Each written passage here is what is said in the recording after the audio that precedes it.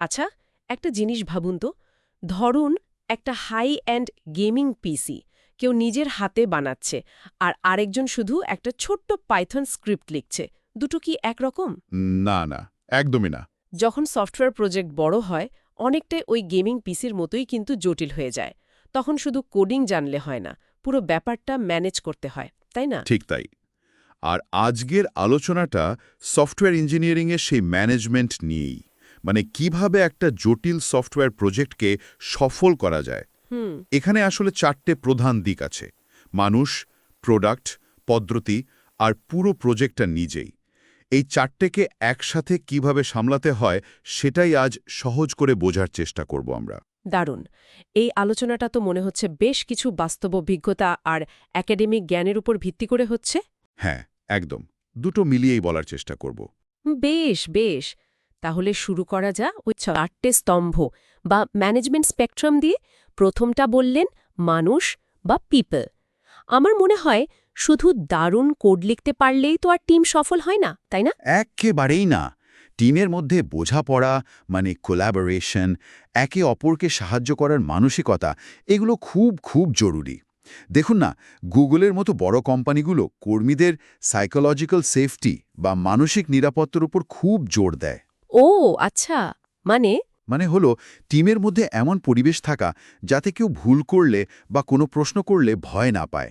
এতে কিন্তু টিমের পারফরম্যান্স অনেক ভালো হয়। হুম, ঠিক। আর লিডার যদি এমন হয় যে সে টিমের প্রয়োজন বুঝে সাহায্য করে, যাকে বলে সার্ভেন্ট লিডারশিপ, তাহলে তো সোনাই সোহাগা। সবাই মিলে প্রজেক্টটাকে এগিয়ে নিয়ে যেতে পারে। অনেকটা ভালো ক্রিকেট টিমের মতো আর কি। বাহ, দারুণ উদাহরণ তো। তার মানে একটা সফল প্রজেক্টে টিম মেম্বারদের ভূমিকা কতটা জরুরি, মানে তাদের মধ্যেকার বোঝাপড়াটা।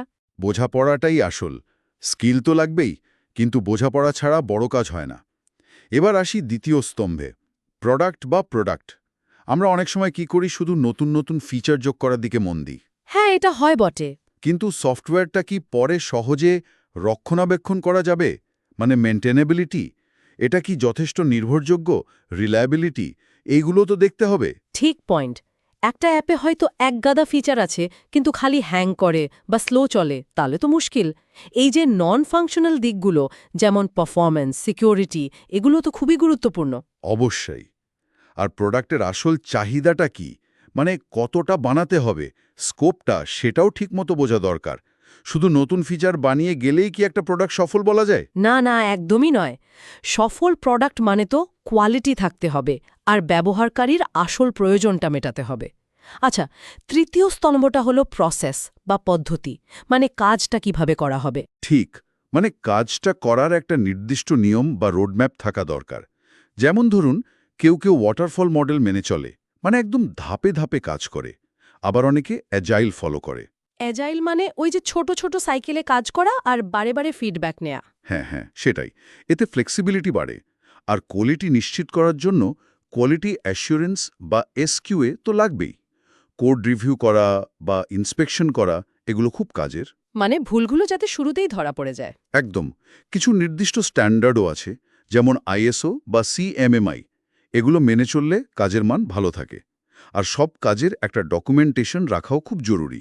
অনেকটা ভালো রেসিপি দেখে রান্না করার মতো, পদ্ধতি মানলে ভালো ফল আসবেই। হ্যাঁ, অনেকটা তাই। তাহলে বলুন তো, একটা নির্দিষ্ট নিয়ম বা প্রসেস মেনে কাজ করা কেন জরুরি? কারণ তাতে ভুল কম হয়, কাজটা গোছানো থাকে, আর কোয়ালিটিটাও বজায় থাকে। বেশ। সবশেষে আসি চতুর্থ স্তম্ভে, প্রজেক্ট। মানে এই সবগুলোকে একসাথে আনা। মানুষ, প্রোডাক্ট, প্রসেস, সব মিলিয়ে পুরো কাজটা সামলানো। কি আছে সেগুলো চেনা এবং সেগুলো সামলানোর জন্য ব্যবস্থা রাখা, মানে রিস্ক ম্যানেজমেন্ট। হুম। কাজগুলো ঠিক সময় শেষ করার জন্য সময় ভাগ করা বা শিডিউলিং। আর প্রজেক্ট চলাকালীন তো অনেক পরিবর্তন আসে, তাই না? হুম। সেই পরিবর্তনগুলোকেও ঠিকভাবে নিয়ন্ত্রণ করা, মানে কনফিগারেশন ম্যানেজমেন্ট। বাবা, অনেকটা সিনেমার ডিরেক্টরের মতো কাজ তাহলে। সব দিক সামলে চলতে হয়।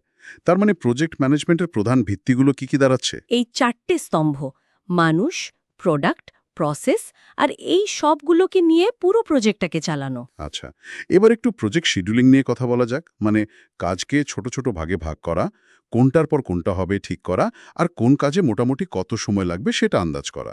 এগুলোই তো মূল ব্যাপার। একদম। কতটা লোক লাগবে, কখন লাগবে, সেটাও এর মধ্যে পড়ে। তবে একটা মজার ব্যাপার কি বলুন তো? কি সবসময় বেশি লোক নিলেই যে কাজ তরতর করে এগিয়ে যাবে তা কিন্তু নয়।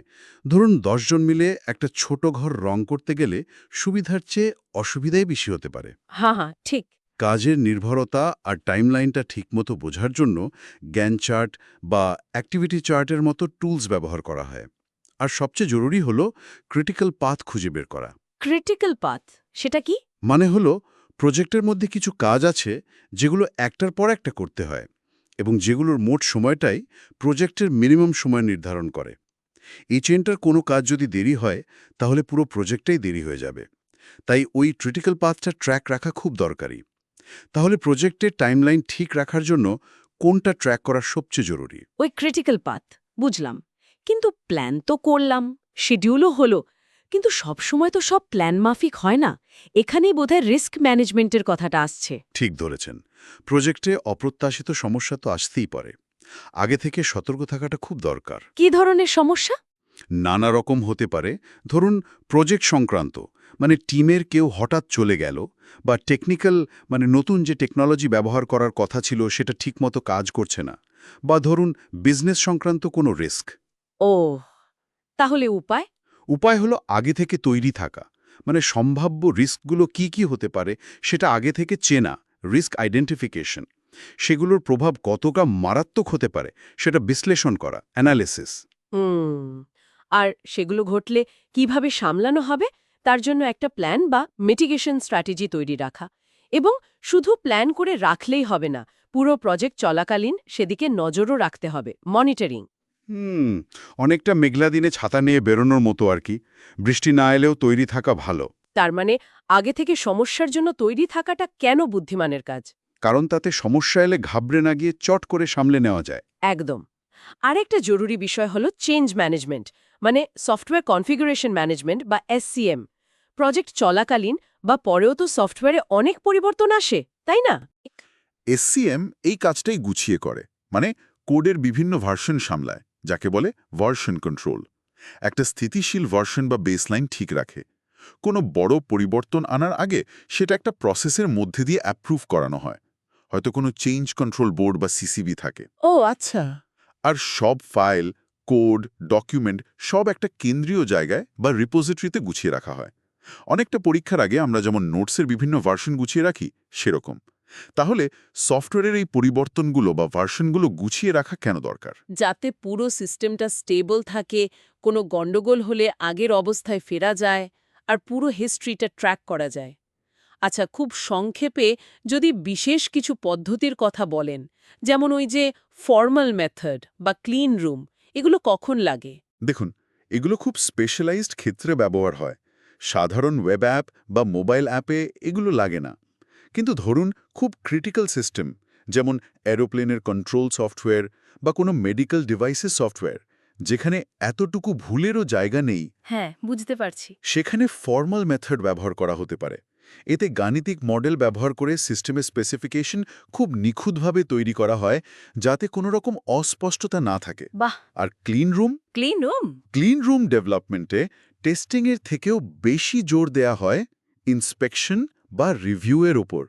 মানে কোড লেখার সময় বা তার পরপরই খুব খুঁটিয়ে দেখা হয়, যাতে ভুলগুলো ডেভেলপমেন্টের সময়ই ধরা পড়ে যায়।